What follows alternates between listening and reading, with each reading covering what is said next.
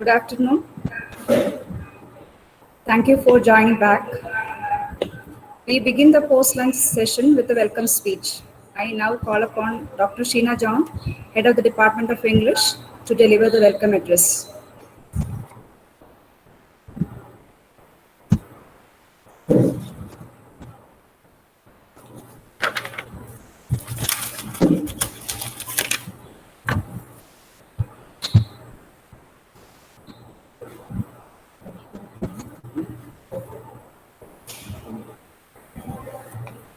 Respected resource person, Dr. D.E. Bennett, Vice Principal and Associate Professor of English, National College, Autonomous, Trichy. Dr. Sister Gisela, Principal, Mercy College. Webinar Coordinator, Dr. Trusina M. Alapat. Participants of the seminar, good afternoon to you all. We have come to the second keynote session for the day, and we have with us Dr. D.E. Bennett, who will speak on the topic, Thinking Post-Structuralism. Dr. D.E. Bennett has 30 years of experience in collegiate service. He has been research advisor for 12 PhD programs and has guided 47 MPhil candidates.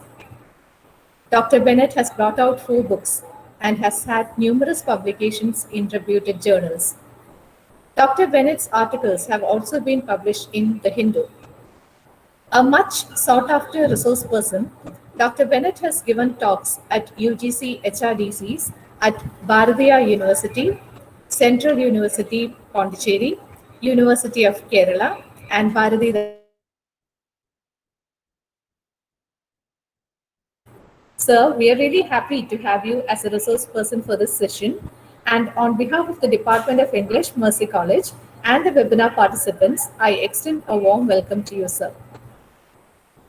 I also take this opportunity to welcome our principal, Dr. Sister Gisela, to the webinar.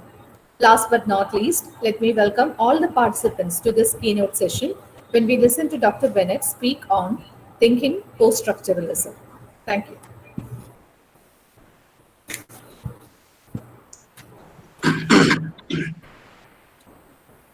Good afternoon, everybody.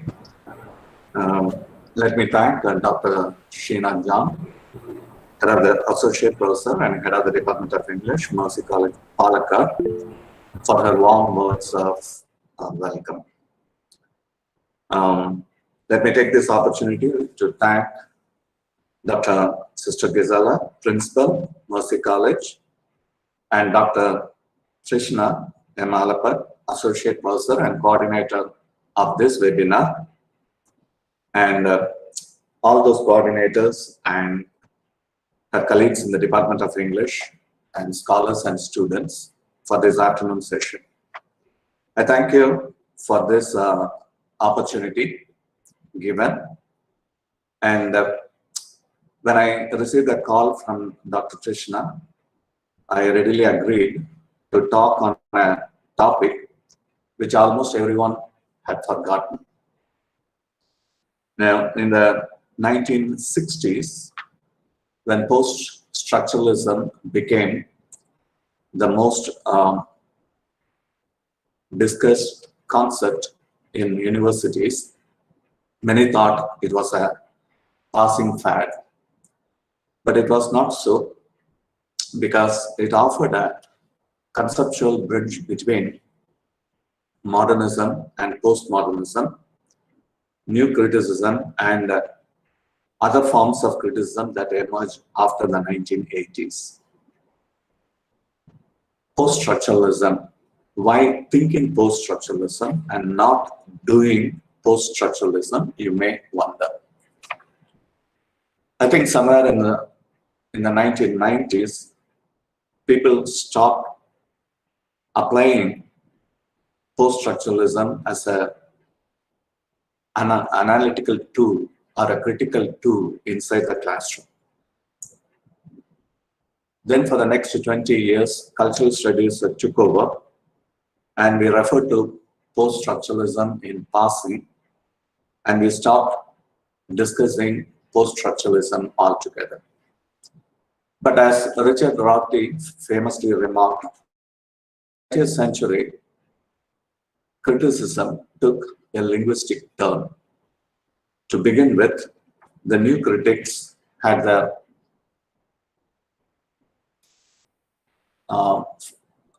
attention focused on the language part of it. When they examined the metaphysical poets, it was not a thematic analysis, rather it became a linguistic analysis. And what happened in Russia with the Russian formalists, or the Prague school for that matter, then the French linguistic movement, so to speak, started by Saussure and others, placed language at the center of all discussion. In fact, it was one form of logocentrism, which Derrida later talked famously about. So, what does this term cover? It covers the later works of the critic Roland Barthes, because in his early avatar, he was a structuralist, an avowed structuralist. Then in his later avatar, he became a strong critic of structuralism, and today we regard him as a post-structuralist. Then the psychoanalytic theories, Professor Dr. Joe Doreraj talking about Saussure, and he would have certainly explained to you about the whole notion of signifier and signified, and how the relationship was arbitrary, and the whole notion of langue and parole, or a synchronic or diachronic study put forward by Saussure. But here was a movement, or a concept, or a thought, or an instance in history where a critique was offered against structuralism by the structuralists themselves. So in a way, post-structuralism is nothing but a continuation of the structuralist practice by offering a strong critique of what structuralism stood for. So initially, it is a critique of the human subject itself. The human being is a free intellectual agent, and that thinking process are certainly not coerced by historical or cultural circumstances. No, this was the belief. The human subject. Now, earlier, you had something like a phenomenology of Husserl.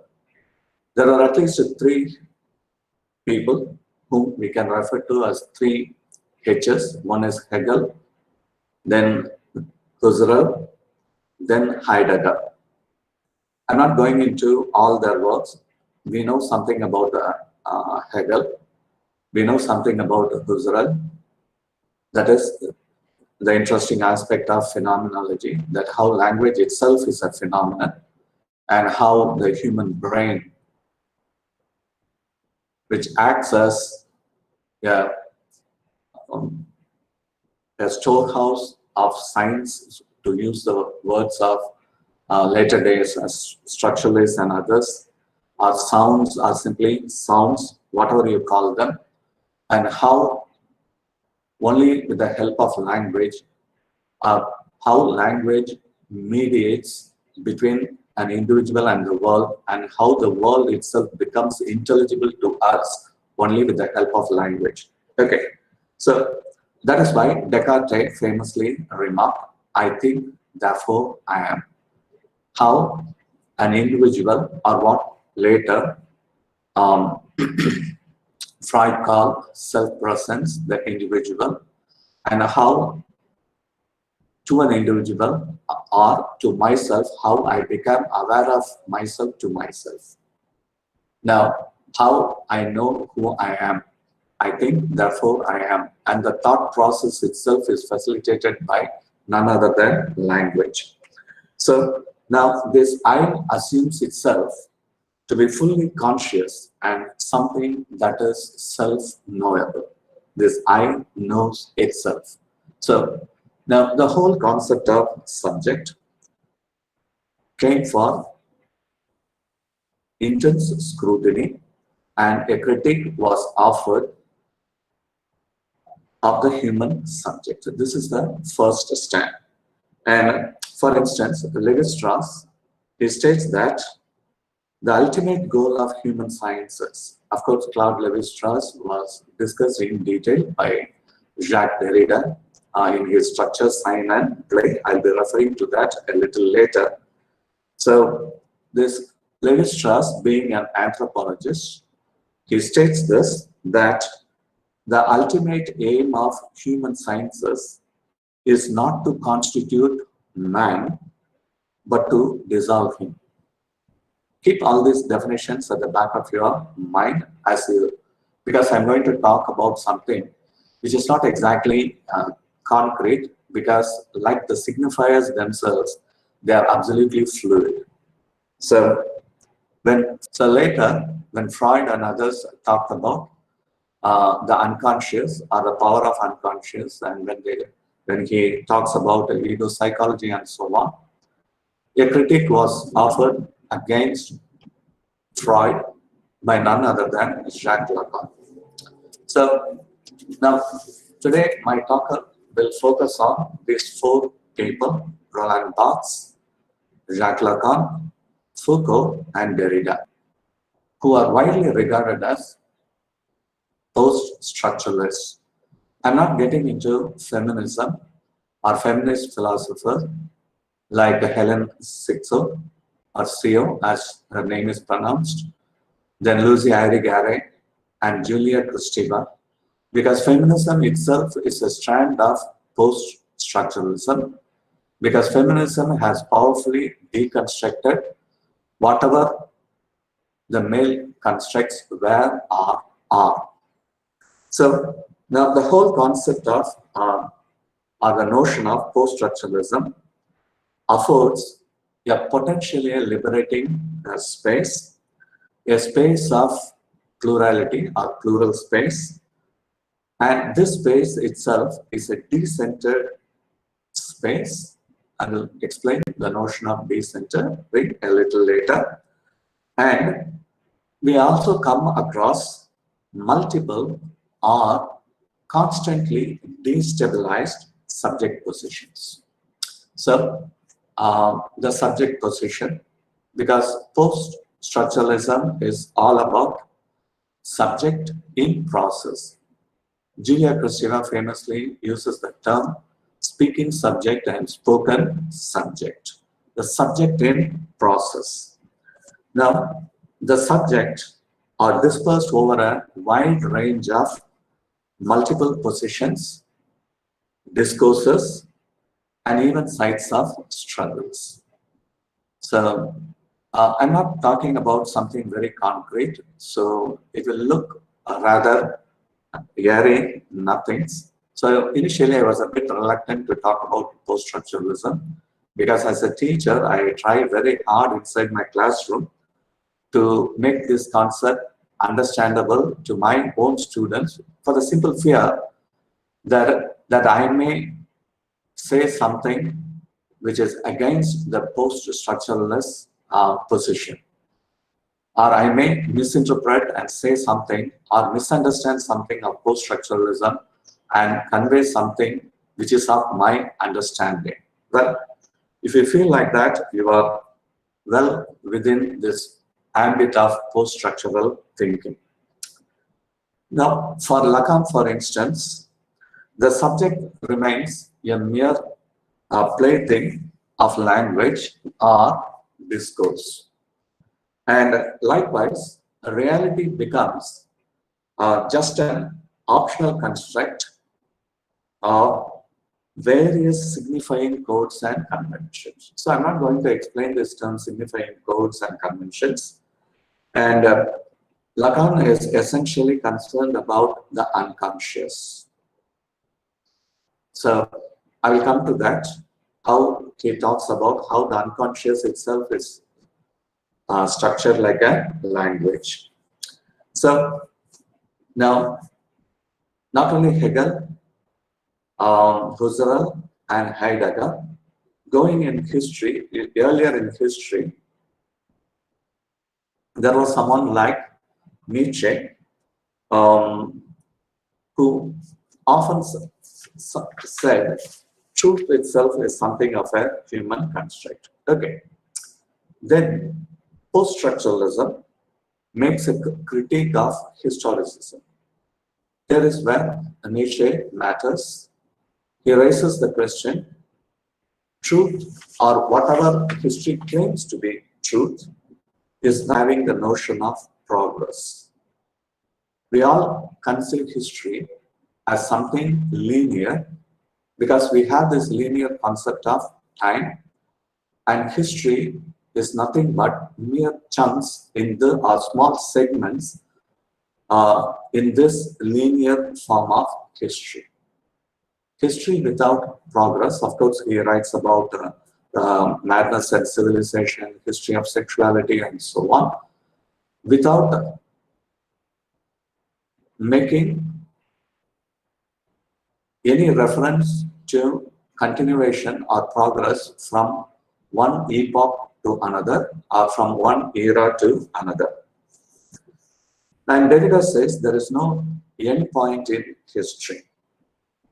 Now, the whole concept of history comes under scrutiny, and the concept of history has changed much, especially during the postmodernist era.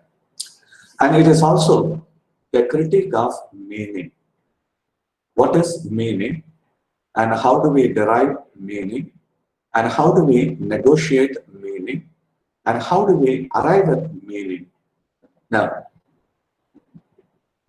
we have this whole notion of semantics and how the idea of meaning has taken root and how meaning differs from individual to individual and how individuals construct meaning or deconstruct the traditional meaning or traditional understanding. Now, that is what deconstruction is all about. So, you will have listened to Dr. Joe Duraraj explaining to you how the sign itself is arbitrary and how there is a precarious balance between the signifier and the signified. Now, post-structuralism is essentially concerned with the transcendental signified, and the transcendental signified could be anything. It could be God or it could be anything.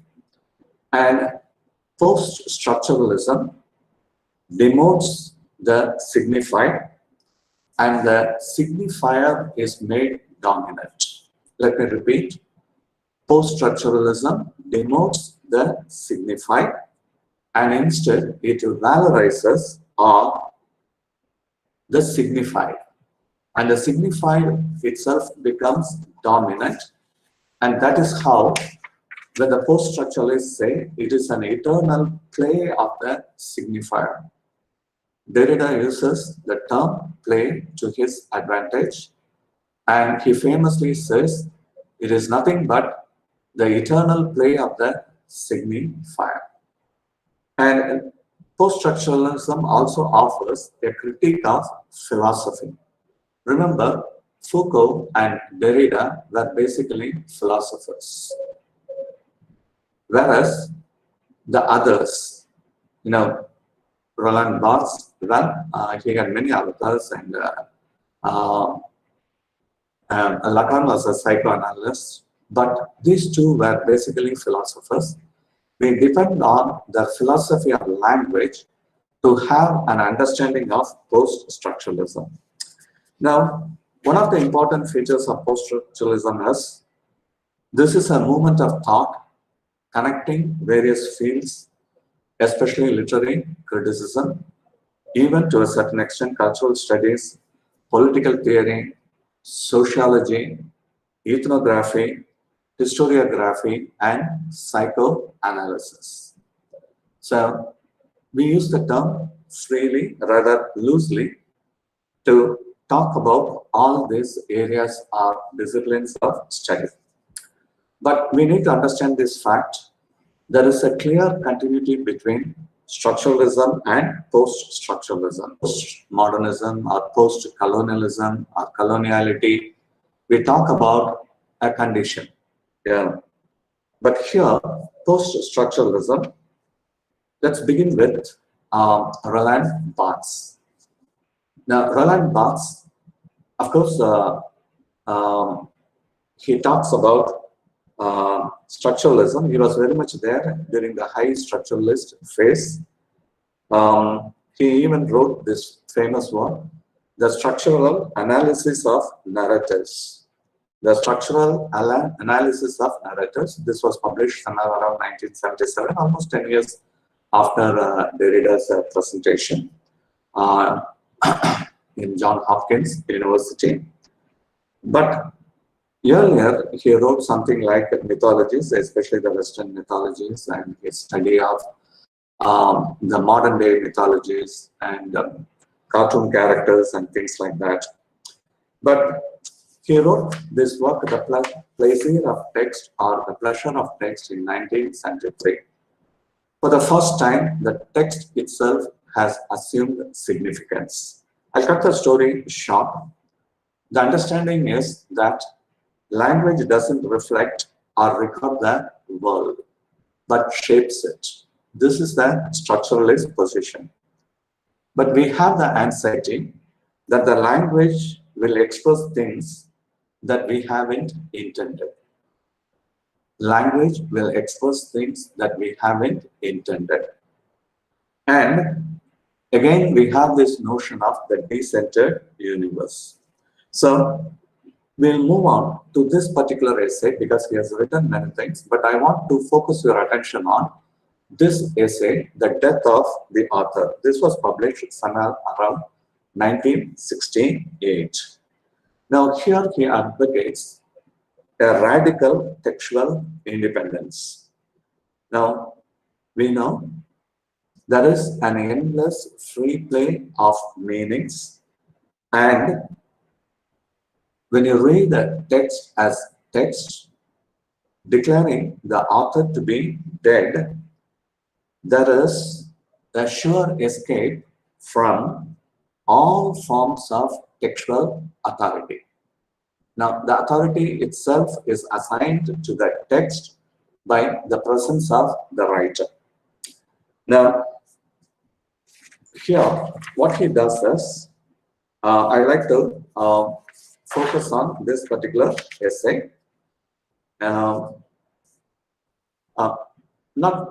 only this essay, The Death of the Author, he has also written textual analysis of A Tale by Poe. I'm not going into that. In that work, he breaks the text into small units of sense or lexias. But I want you to remember what he has said in his other work, S bar Z, where he introduces to two terms. One is the legible or readerly text, which makes the reader as passive consumers. He talks about the legible text and the scriptable text. According to him, the legible text makes the readers or treats the readers as passive consumers, whereas the writerly or scriptable or writerly text or modern text, which invites the readers to take active part in the production of meaning. And the production of meaning, according to him, is simply inexhaustible and infinite. That is why Derrida says elsewhere, unclosability of the horizon of meaning. Unclosability. Of course, Derrida also uses the term, there is nothing outside that text. So, now look at Roland Barthes' concept of the death of the author. So, according to him, the image of literature in every culture is tyrannically centered on the author. So, It is the author, his person, his taste, perhaps his ideology, his passions. Now, they all come into play during the production of the text or writing of the text. And since we try to identify the author closely with the text, according to Barthes, we say Baudelaire is a failure, or Van Gogh, the famous painter, we refer to his madness and we say it reflects on his paintings, or the famous Russian musician Tchaikovsky, right? He was known for the vices of his time, to put within quotes. So, and how you can trace those things in his text. We identify the text closely with the writer, and this is what happens in many of this ordinary culture, according to him. So, but he famously claims it is not the author who speaks. We sometimes use the term persona. We sometimes use the term the speaking voice in a text. And he says it is not the author who speaks, but the language that speaks. Barthes quotes Mallarmé. Now, the French writer, I quote, Mallarmé says, to write is to reach that point where only language acts. To write is to reach a point where only language acts, performs, and not me. So Barthes borrows this quote from Mallarmé to support his thesis of the death of the author by saying, to write is to reach that point where only the language acts and performs and not me. And Mallarmé's entire poetics consists in suppressing the author in his work. So the language takes over. The text literally speaks. So what happened was essentially the desacralization of the image of the author. It took a beating, the image of the author. And the removal of the author is a kind of a distancing. Now today, we talk about a lot of social distancing. And the World Health Organization has prescribed at least we should keep 2.5 meters away from a person who has been infected with COVID-19 and so on. But how far the author can distance himself from the text? It's a very interesting way of observation. He borrows Bertolt Brecht's concept of alienation. So, distancing. And he uses that term, and he says the author is nothing but a diminishing figure at the far end of the literary stage. And here, he is almost removed from the text. They are wide apart. So, the author is always regarded as the past of the text. Now, listen carefully. It's not simply the death of the author. He explains in detail. Author happens to be or happened to be the past of his own book. That is, before the text came into existence, the author was there, and the author on a single line divided into before and after. That is, before the text coming into existence and becoming independent of the author was before. So, and after, that is, after the text is out, after the production of the text. So, before the text came into existence, the author was said to have nourished the text. That is to say, he existed before it, right? He thinks and he suffers, and there is this whole idea of antecedents. The antecedents, that is, the author was there, but before the work. Now, and he uses this analogy of a child. That is, before the child comes into the world, the child becomes an independent entity. But the father was there before, or even the mother was there before, right? Now, the father was there, and he fathers a child, and the child comes into the world, and the distance comes between the father and the child. An analogy that comes closer to his concept of the distance between the text and the author. Okay. Now, he also discusses, in complete contrast, he uses another term, the modern day scripter. Scripter is one who writes, and he is born simultaneously with the text. A scripter, unlike the author, the scripter is born simultaneously with the text, and in a way, the scripter is not in a way, in no way, equipped with a being preceding or exceeding the writing. No, he doesn't precede or exceed. No, I should not be confusing you. A scripter is there, a modern day scripter is there with the text, but he is ill-equipped, unlike the author. So, now he also quotes Baudelaire. I would like to talk about this. That is, the whole concept of dictionary.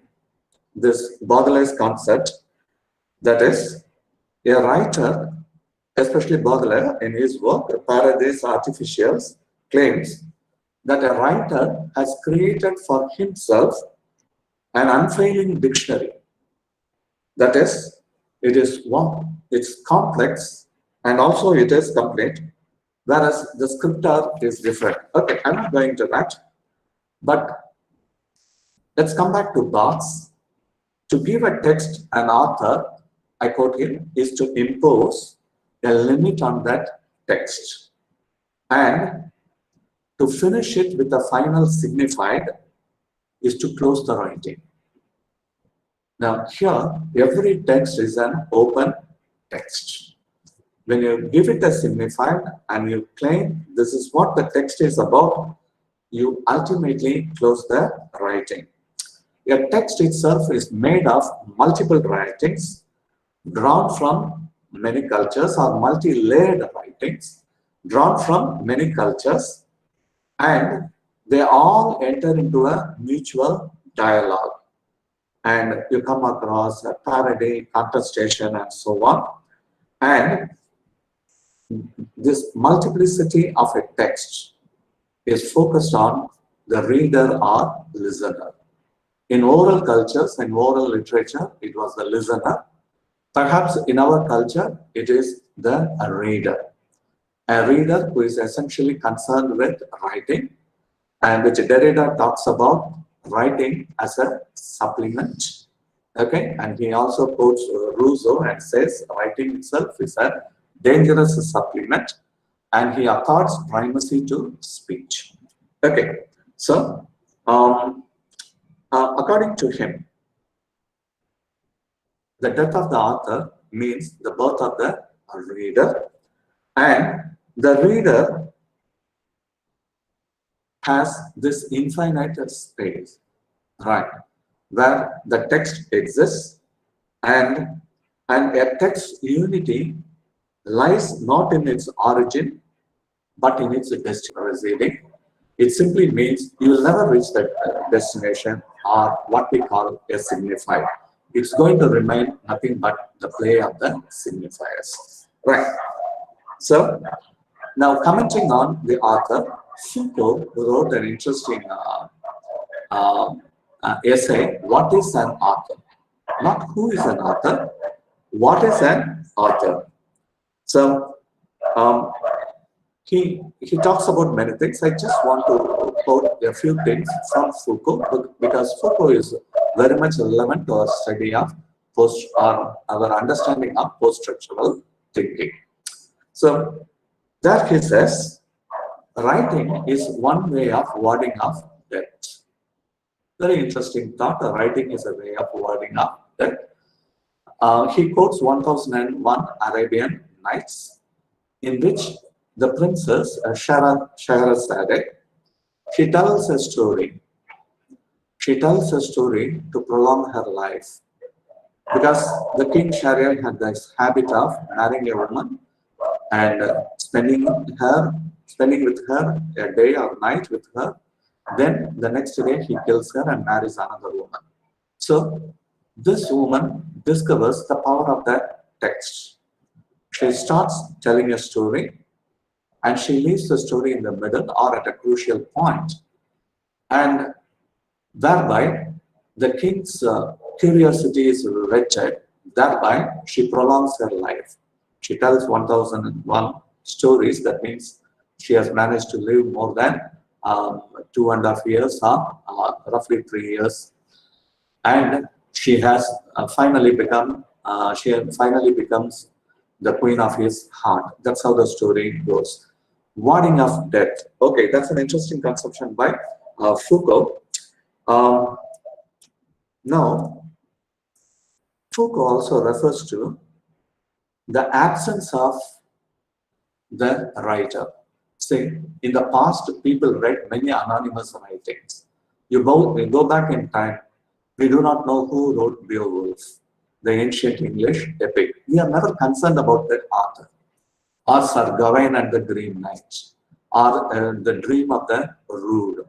Works like Pearl or Patience, many of these medieval texts, or even a great Tamil text like Tolkappiyam, right? We do not know who the authors were. We never really cared for to find out, or to do an investigation to find out the author. We never bothered about the authors. And Foucault says, the author is not of great importance. That is the singularity of his absence. He uses the term singularity of his absence. The author, the moment we start reading a text, the author disappears. That is, we have never felt, when you read a story, we do not have the author at the back of our mind. So the absence, I'll talk about that. Now, the author must assume the role of a dead man in this game of writing, according to Foucault. So, well, for Foucault, it is archaeology and genealogy. He always considered himself an archaeologist or a genealogist. He never called himself a historian. And for example, okay, I'll finish this part. In this, what is an author? He talks about author function. He introduces an interesting term, author function. Now, this author function, he says, is nothing but the text is circulated and it functions, all right? And of course, he introduces this term discursive activity. I'll tell you more about that. So, and how the text circulates and how it functions. It's interesting to note, when Copernicus propounded his theory, the name Copernicus was added, because Copernicus' theory was in contrast to Ptolemy's version of the world. So Ptolemy proclaimed the earth was at the center. Copernicus came up with a counter narrative, a counter to that, challenging Ptolemy's position, and he left his name with the text. He says mostly scientific texts and medical treatises and so on, where the names were added. This is how the practice came into existence, according to him, and it required these names. It could be Kepler, or it could be Copernicus or Newton. But he says, in the 19th century, there was this authors of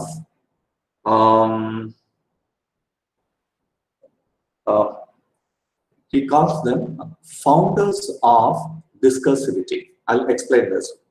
He calls people like Karl Marx, Freud, and others as founders of discursivity, and he calls them the authors of founders of discursivity because their texts, whether it's a text by Karl Marx, of course he wrote along with Engels, and Freud, their texts offer endless possibility of discourse. So now they finish writing, but even today we discuss many things were written on Marx, many things were written on Freud, and he calls this discursivity an endless possibility of discourses. He calls them these authors of founders of discursivity, where the names matter. At one point, their concepts were taken, their ideas were taken, and they were discussed, and they were discussed threadbare, something, an improvement on their thoughts and ideas came into existence, and so on. So these texts, which could be called as source texts, they continue to offer this possibility of endless multiplication. He calls these people as authors of founders of discursivity. So now that is Foucault. But let me finish Foucault before I move on to others. I said Foucault's works were essentially about genealogy and archaeology. So according to him,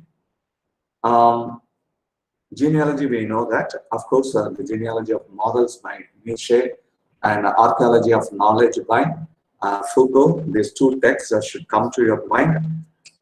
He wrote Madness and Civilization, Birth of the Clinic, The Archaeology of Knowledge, The Order of Things, and of course, he gave us this powerful term, episteme. He's very much a post-structuralist, and he talks about knowledge as having power over others, and anyone who has knowledge has power over others, and they exercise power over others. And he claims how knowledge ceases to be a liberation, because for a very long time thought to be knowledgeable means to be free, right? And knowledge will set us free. But he says knowledge itself becomes a mode of surveillance, the regulation and discipline. And of course, he wrote the Discipline and Punish, where body becomes the center. And he talks about the agencies of punishment. I'm sure some of you must have been very familiar with his work, Discipline and Punish, and so on. But his major works are histories of a sort. Later, he called his works as People, and how chance played a very important role in the production of events, and he uses the term aleatory, A-L-E-A-T-O-R-Y, aleatory,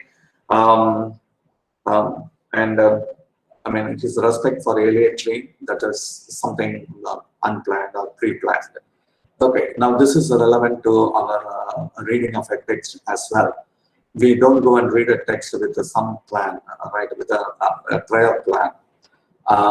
Well, this is how the text ought to be read, because the Jews had this notion, do not read it thus and read it thus. And all these things were challenged by Foucault and Derrida, because for most of the Jews, a text ought to be read like this, and it should not be read like this. So when you read the Bible or the Torah, and you cannot read like this, and you have to read like this. And there were commentators, and they read it differently, and they offered their own comments, which were written one above the other, one above another, and so on. And Derrida uses the term traces. Okay, so at one particular age, someone reads it and understands it thus, but he rubs it away, or he tries to remove that, but still it leaves certain traces. When someone comes later in the century that follows, he writes his own interpretation or comments or understanding, then he learns. That's how these texts, these holy texts, they are subject to interpretations. That's why, that's how hermeneutics became very, very popular, and interpretations of text became very popular. But according to him, this concept of discursive practice. Now, what is this, a discursive practice? He uses two terms. That is, the discourse itself becomes judicative and veridicative. I'll explain this. With these two terms, I can explain his concept of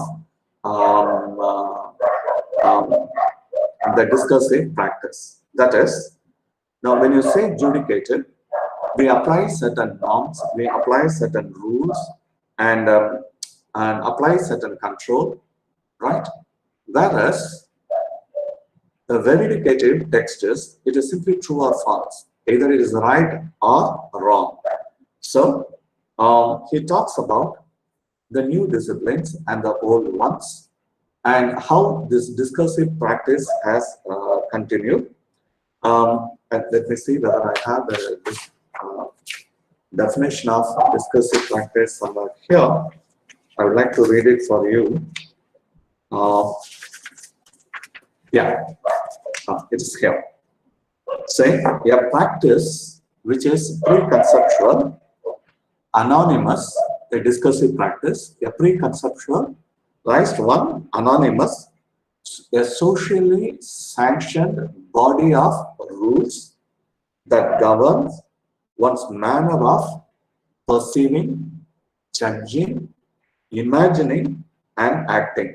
Now he calls this discursive practice. This is what we all do. We perceive something, we judge based on the norms and societal rules, and we imagining. Imagination also comes into play, and we act upon it. It's a discursive practice. So it is preconceptual and it's anonymous. Okay. So now that is something about text and author and about history. I'd like to quickly move on to Jacques Lacan. Say, when Lacan started offering a critique on Sigmund Freud, it was essentially about the unconscious. For Jacques Lacan, there are three orders or dimensions in the psyche. Unlike Freudian ego and superego, he talks about the different dimensions of the psyche. That is the imaginary, the symbolic, and the real. He talks of the imaginary, the symbolic, and the real. He talks of the pre-linguistic stage before we human enter into the world of language. Because language has always been already there, and only we humans make an entry into the world of the symbolic order or into the world of the language. He talks of the pre-linguistic one, or the pre-linguistic stage of development, as the imaginary. Then the stage after the acquisition of language, he calls it or the symbolic. Then there is this intermediate stage between the imaginary and the symbolic, which he calls the mirror stage. And he famously claims the unconscious is structured like a language. Now, what does he mean by that? It simply means that the unconscious is structured, not amorphous. The unconscious is well structured and it is not amorphous, and this unconscious speaks rhetorically through dreams, mistakes. Now, remember how Freud talks about Freudian sleep and the famous sleepages. Here also he discusses those sleepages, and it is from the unconscious, and it speaks rhetorically. He uses the term rhetorically. He uses the language, and the dreams are manifestations of this, and the mistakes, and they are all the symptoms of the subject. Okay, Now, Jacques Lacan says, with an example, that there is nothing called there is no unequivocal meaning. No, unequivocal means definite, or with a certain amount of certitude, you can say this is the meaning. So he says each word is definable in terms of other words. See, it is the endless possibility of signifiers, which Derrida talks about. Remember, when Derrida delivered the lecture, that famous lecture in Johns Hopkins University, Lacan was also there in the crowd listening to him. There are many interesting listeners, including Lacan, Marx, and others, right? They were there. So now Lacan uses the term glisement, G-L-I-S-S-E-M-E-N-T. Now, what does he mean by glisement? It simply means a slippage or slide. Now, of course, he recognizes the signifying chain, right? I'm sure Dr. Joseph Dhamaraj would have told you about the differences in a chain of signs or signifiers. Okay, so in his view of language, a signifier always signifies another signifier. A signifier always signifies another signifier, and no word is free from metamorphosity. Metaphor, right? Metaphoricity. So that is, a metaphor, according to him, is nothing but a signifier in place of another. Okay, you use a metaphor in a text. Now, actually, it refers to this, it is a signifier in place of another signifier. Take, for example, we use the term, right? He is a lion, right? He is a lion. Now, the lion stands for that may be, the Prime Minister, Chief Minister, or Bennett, or some teacher, or someone, right? You simply say he's a lion, right? Or, she's a tigress, or something like that. Or she's a lioness, or something like that. Okay. It is a signifier in the place of another signifier, and he calls this metaphoricity. Okay. Now, he talks on these lines about language is the other, right? A significant other, a kind of an object whom you observe, right? So, and he also says many things like reflection always turns the subject into an object. For example, when I start reflecting upon myself, right? And I turn the subject into an object because I stand outside of myself and I reflect upon me or myself, right? So now it takes an object position. The moment I remove the eye from this and look at the subject, right? Lots of things like that. According to him, the unconscious is neither primordial nor instinctual. According to Freud, it is primordial and instinctual, but for him, it is neither primordial nor instinctual. And according to him, the unconscious is implicit in everything that we say and do. See, we act, whatever I speak or whatever I do. Now, the unconscious is implicit, that the inward I or the subject I, which can be located in that unconscious, it finds expression or it gets manifested in everything that I say or do. Okay, so he says, in trying to grasp the unconscious, we will lose it. We cannot grasp the unconscious. Whereas Freud says, The unconscious has a threatening aspect, right? It is there within us, right? And your anxiety, your pride, or your instincts that could be located there.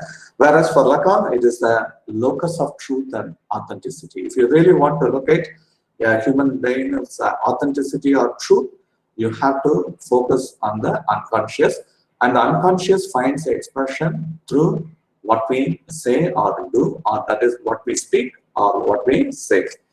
For him, for Freud, the primacy process is associated with the unconscious. That is, the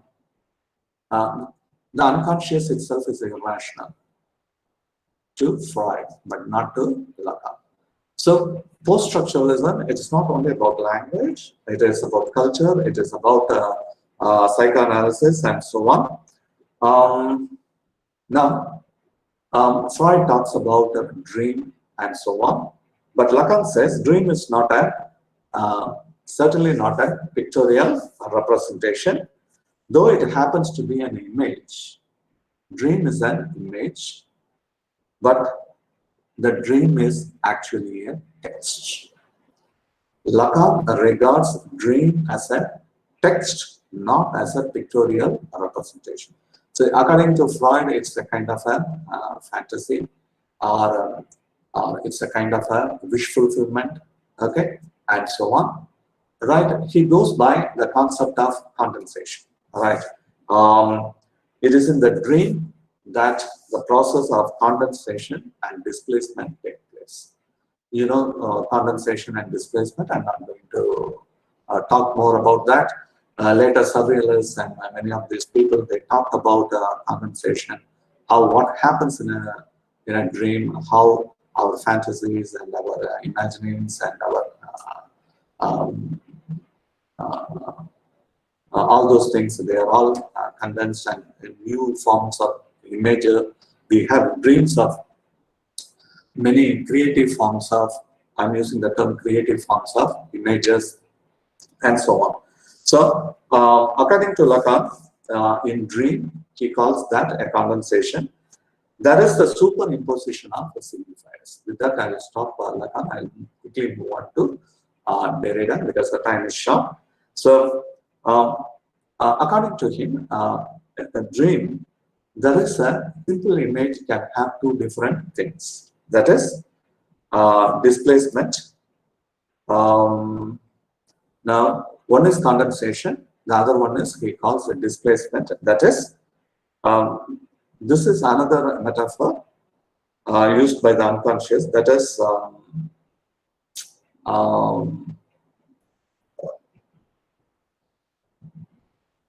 metaphor, what's the other thing? Yeah, metonymy. He uses that. It is a kind of a censorship. He talks about the dream as a kind of a censorship, and it's a form of a displacement. And he says it is associated with metonymy. Do you know what metonymy is? Metonymy is nothing but one thing that stands for another, right? So now I'm not going to explain that. Say it stands for something else. We say, you know, the White House, it stands for the power, right? Or we use something even as crude as a skirt in our language to refer to women and so on. Okay, so a kind of a metonymy. And he says a dream is nothing but the desire to communicate, the desire to share something or to communicate. Okay, now this also kind of a post-structuralism, because Lacan offers a critique of Freudian psychoanalysis. Okay, so now Barthes is a critique of Sajou and the traditional notion of author and so on. And Foucault, he offers a critique of our concept of history and how, of course, he talks about author and author function. Then he talks about the history and historicism, right? And later, postmodern historians challenge the notion of truth claims of history. But Foucault doesn't talk about the truth claims of history. Instead, he talks about chance, the role of chance in history. And especially in his Discipline and Punish, he talks about carceration and how over a period of time we have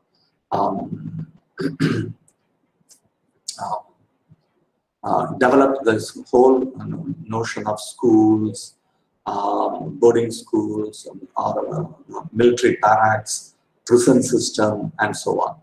And he talks about different epochs in history where each of these things are developed and so on. Right now, before I close, I'll be doing injustice to Derrida because the deconstructionists are also thought of as post-structuralists. So now Derrida, he wrote three important works: Speech and Phenomena. One, where he subjects Husserl, especially Husserl's logical investigations into, he deconstructs Husserl's one in Speech and Phenomena. Then of grammatology, this is a critical reading of Claude Lévi-Strauss in this work. Then Writing and Difference, it's a collection of essays on philosophy. Of course, he offers a critique of Foucault himself. Foucault happened to be a teacher of his for a while. A few moments ago, I referred to this famous assertion or dictum: there is nothing outside the text. Now, it's a kind of an axial proposition that appears in Of Grammatology. Now, deconstruction is thought of, or deconstruction is equal to applied post-structuralism, process of signification within a text. So she also says elsewhere, it is not the destruction of a text. And now, deconstructive reading uncovers the unconscious dimension of the text. Right. I want you to think about Lacan also for a while. Lacan says unconscious itself is structured like a language. Now, the deconstructive reading uncovers the unconscious dimension of the text. There is something hidden, there is something there which is up to the reader to discover, because or the reader to penetrate and discover. That is the unconscious dimension of the text.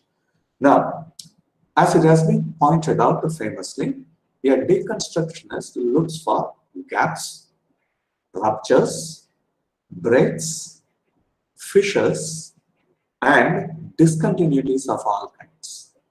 No text is complete, or no text can claim to be complete. So there are gaps in the text which the reader has to come and fill. Now, we are in the days of reader response criticism, and the concretization, all right, happens when the reader goes and fills these gaps or fissures or ruptures or discontinuities in the text. Now, look at these two positions, that is the unconscious dimension of the text and the gaps and ruptures. Of course, we all know how the post-structuralist seeks contradictions, paradox, paradoxes, even absences, and what we call the linguistic quirks, or to use a Derridian term, aphoria. That moment of undecidability, you do not know how to have meaning, whether to have it thus or to have it thus. That is the state. You are not so sure about negotiating meaning or winning meaning at that moment. That's a moment of aphoria or undecidability. Okay. Of course, we know Derrida uses the term difference. It's a French term. It means temporal deferment. Deferment means postponing of meaning. You cannot say this is the meaning for certain. You keep on postponing the meaning. And it also has a spatial dimension or spatial difference, a complete difference. So, for instance, data says this whole concept of, for instance, he uses this term culture and nature and culture. And we know nature that is distinct from culture. Now, the difference between the two concepts, he says, is this. That is, the concept of, look at this, I really love this. The concept of nature is simply the concept of culture differed and deferred. Let me repeat it. The concept of nature is simply the concept of culture differed. That is, it is totally at variance with culture. Okay? That is, it is different from culture, entirely different from culture. Right? The concept of nature is simply the concept of culture differed and also deferred. Meaning what? You cannot arrive at a proper definition of nature at any point. Okay. Now, Husserl, in his work, of course, that's what let me not spend time on that because the time is very short. I think I have another 15 minutes or so. In this, in his work, Structure, Sign, and Play, right?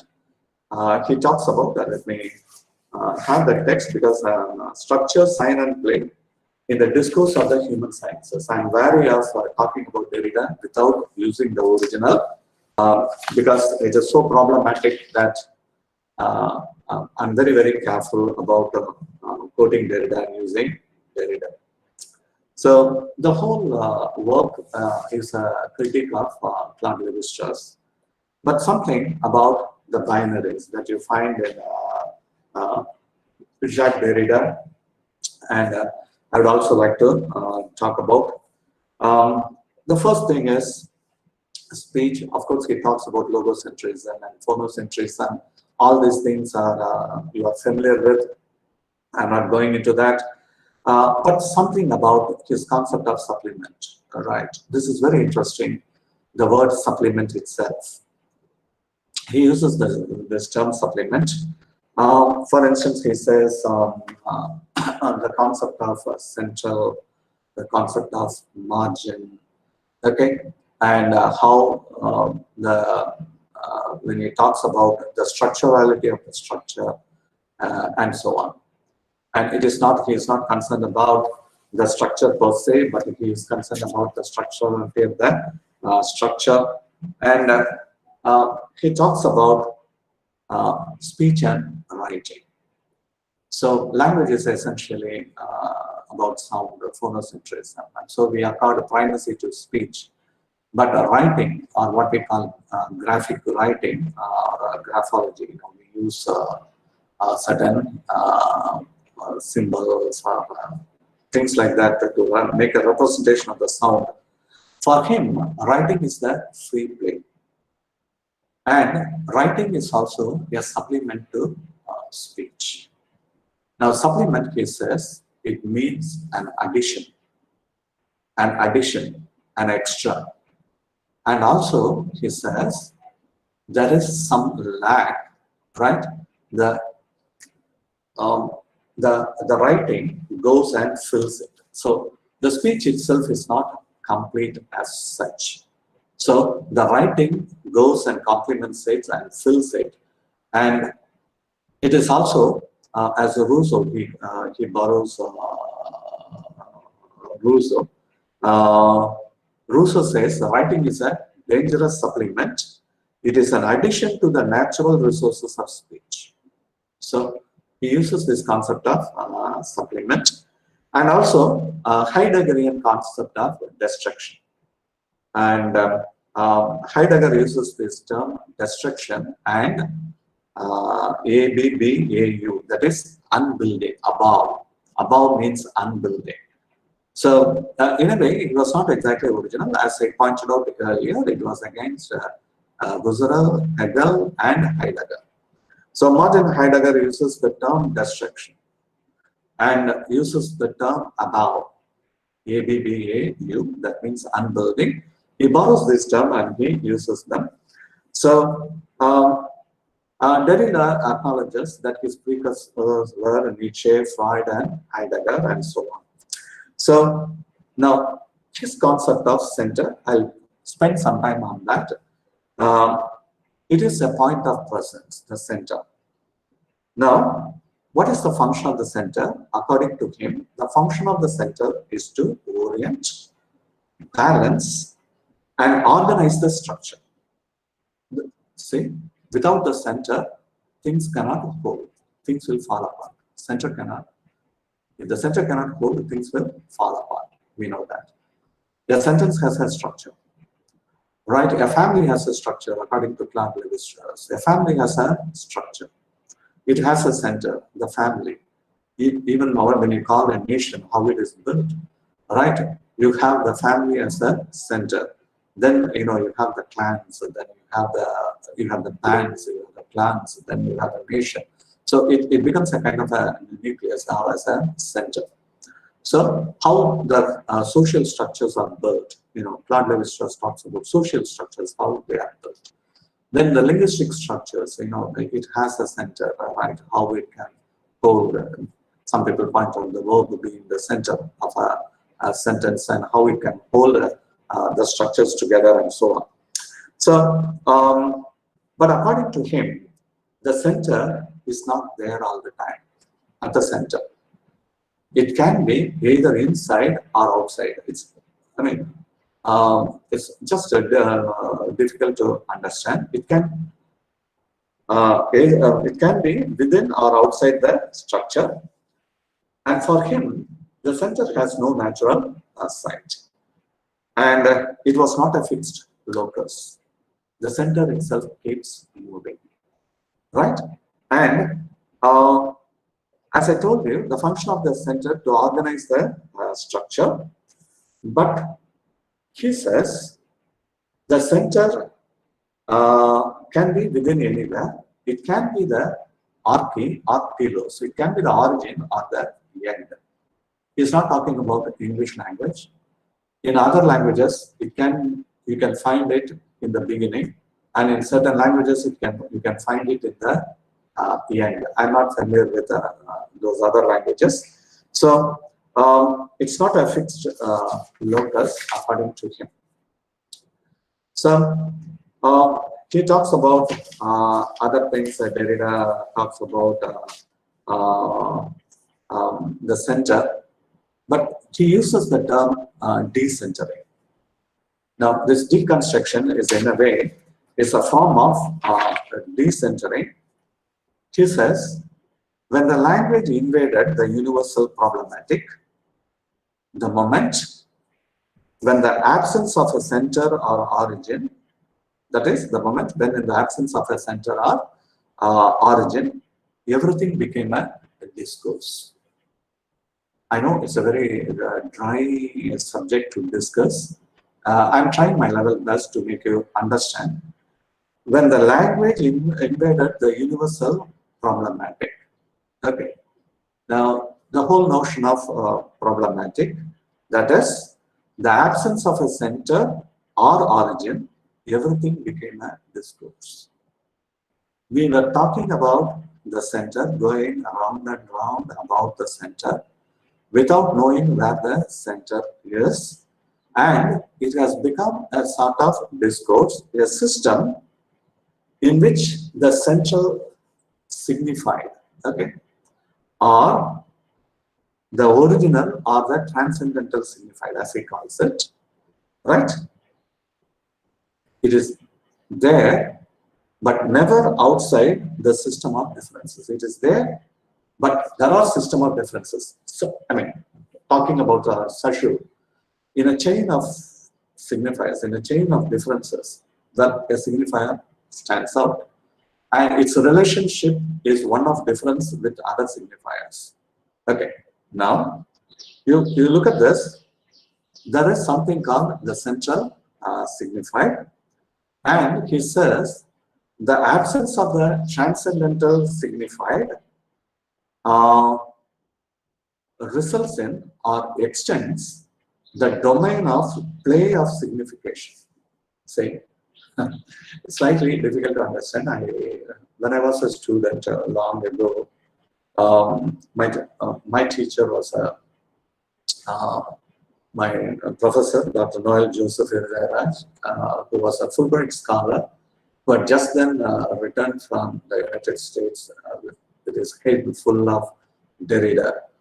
In my MPhil class, when you talked about this transcendental signified, and when you tried to equate it with God or some metaphysical thought or something, I went back to my room and cried. And there were tears in my eyes. Why did I join MPhil? I'm not able to understand any of this.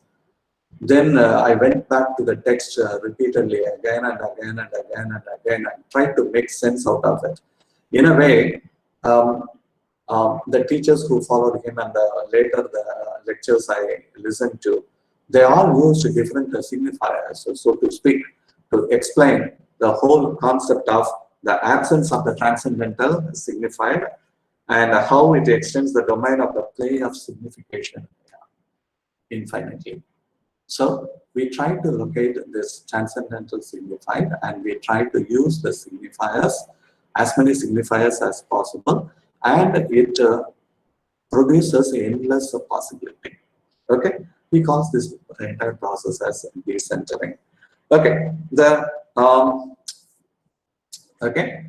and what happens that replaces the center is taking the place in its absence.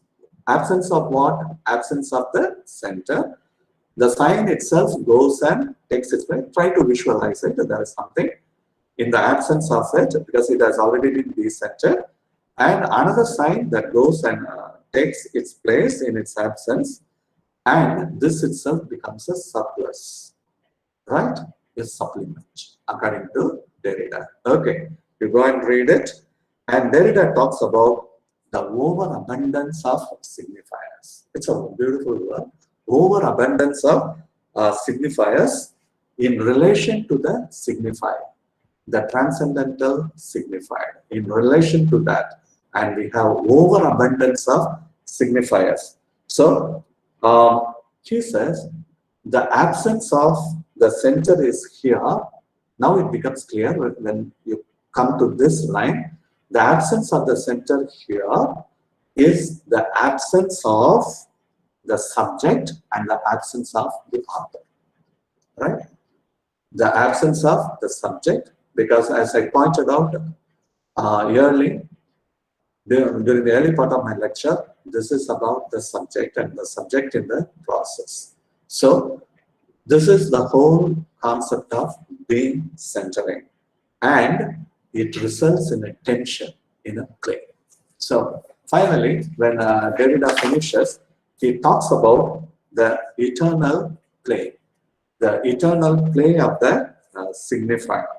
And you need to understand this concept of archwriting. With that, I will stop. That is, archwriting is not any form of writing. It is the possibility of difference.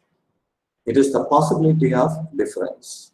That is, it can be located in the text, and this possibility or this archwriting is the possibility of difference that underlies the play of the signifier that underlies the play.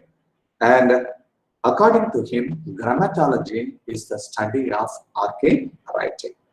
It is the pure possibility of contrast of difference, according to him. So it makes possible the play of differences. Okay, all right. So it's almost time. I'll stop here because whatever we teach over a semester, I cannot be talking in an hour and a half. Now, I have tried to, because as someone has pointed out, I think it's Jürgen Habermas and Manfred Frank. They said post-structuralism is simply for irrational and irresponsible philosophy. These are the observations of Jürgen Habermas and Manfred Frank.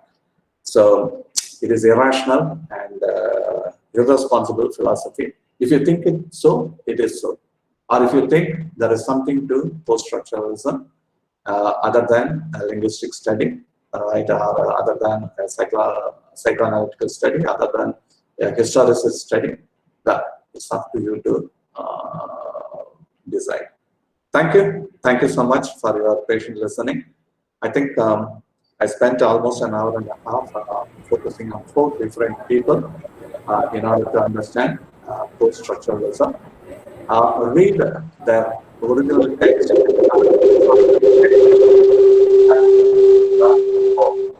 and this will become a cerebral exercise. Instead of having a discussion on that, you go and revisit this text, you will get those flashes or flashes of a revelation, right? And you will understand the text in that moment. Thank you so much. Thank you for your patience listening.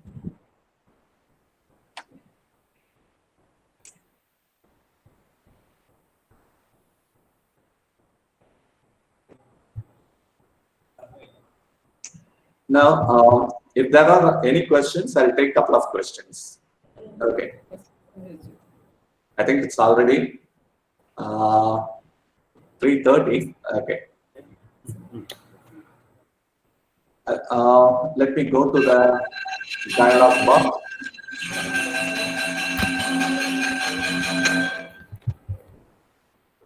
Okay. There is a question, or shall I take those questions? Okay. Sir, can you give an example of applied deconstruction in any one of the in any of the canonical texts? Okay, so we live in postmodern times, and the whole concept of canon itself is under interrogation. We don't exactly approve of the word canon or a literary canon. There are people, for instance, who read, for example, something like Othello today. Say, when they read a canonical text like Othello, Shakespeare's Othello, they apply critical race theory. It's no longer about a Spanish Moor and his relationship with the Desdemona. So in recent times, when people talk about the Black Lives Matter and so on, people offer a different kind of reading, a deconstructive reading. It is all about race. And it was a society that was a racialist to the core, the Venetian society. And when they give a different kind of reading, you go and read those dialogues or conversational pieces written by Shakespeare. They try to read between the lines, and they try to read meanings and how Shakespeare himself kind of promoted white supremacy, almost akin to Ku Klux Klan kind of beliefs, and so on. Now, that could be a deconstructive text. And people read any of your epics modern day today. Say, when Maheshwara Devi retold the story of, what is that? From Mahabharata. Right. Now, she was talking about a modern day. What's her name? Suddenly, it slips my memory. Okay. She talks about, she retells Mahabharata in a different manner. Okay. So, it could be a deconstructive reading or writing. Okay. So, now, reading on the part of the reader, but someone writes about it. Okay. So, it could be anything. Any of these texts, nothing comes to my mind immediately, but I'll just quote you a small example. of deconstructive reading. Now, just 2 lines, but listen to that. Perhaps you will understand. Just listen to this. How mournfully the wind of autumn pines. Look at the first line. How mournfully the wind of autumn pines upon the mountainside as day declines. Look at these 2 lines. How mournfully the wind of autumn pines upon the mountainside as day declines. If you are going to regard language as speech, you just listen to the text. How mournfully the wind of autumn pines. Autumn pines. Pines can be a verb. Autumn pining. Maybe autumn is pining for change. Okay, we do not know. Autumn pines means the pine cones, right? How mournfully pines as noun. Okay, so how mournfully the wind of autumn pines upon the mountain side. SID or SIGHED, the pronunciation is the same. Upon the mountain side as day declines. So how do you read the text? Do you read it as autumn pining for something, or it's pining means aching for something, and craving something, longing for something. In that sense, pines. Another one is this. Now, this is how you subject even a piece of bond to a deconstructive reading. But when it comes to major text, perhaps you read against the grain. Perhaps we use the modern day term, reading against the grain. The text says so. This is our traditional understanding of the text, but I offer it an entirely a new kind of reading. Many people have read The Tempest as a post-colonial text, right? Post-colonial thinking came only after the Second World War, but we apply that to Shakespeare. Every time we go back to Shakespeare, whether it's a new historicist reading, that is an alternative reading, a counter reading. So deconstruction hasn't disappeared from our minds. As long as we produce a counter narrative, as long as we produce a counter reading of a text, we are doing a deconstructive text. Deconstruction from the original one or the traditional one. Anything? If you have any more questions, please post it in the chat box.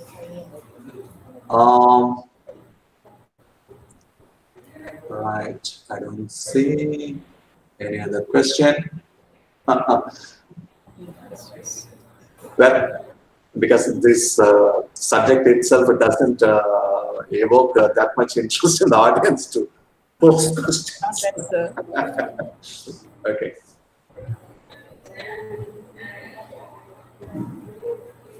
So that's how. That's why I referred. I gave the title "Thinking Post-Structuralism," not doing post-structuralism. Okay, we think about post-structuralism, and we are moved away from post-structuralism and deconstruction. All right.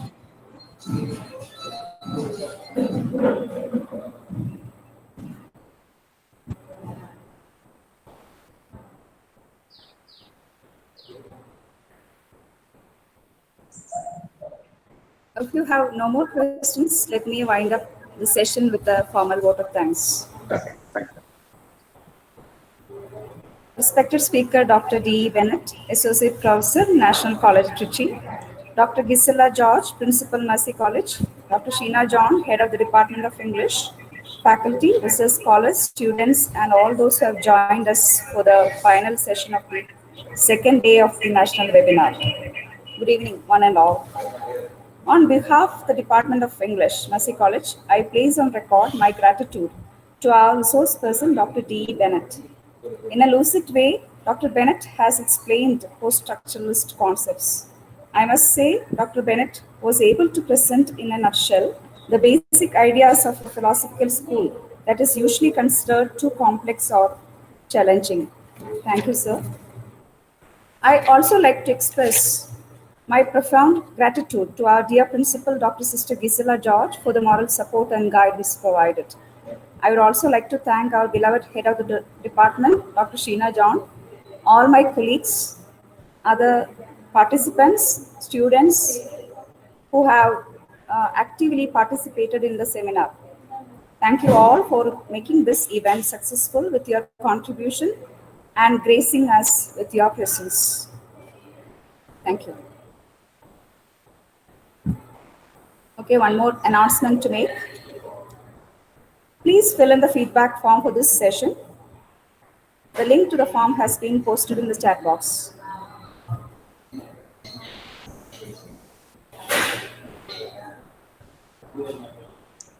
Before we Okay, conclude, I take leave. yeah. Shall I take leave? Shall I take leave of all of you? Right. I can't hear you, sir. Now, shall I take leave of you? Right.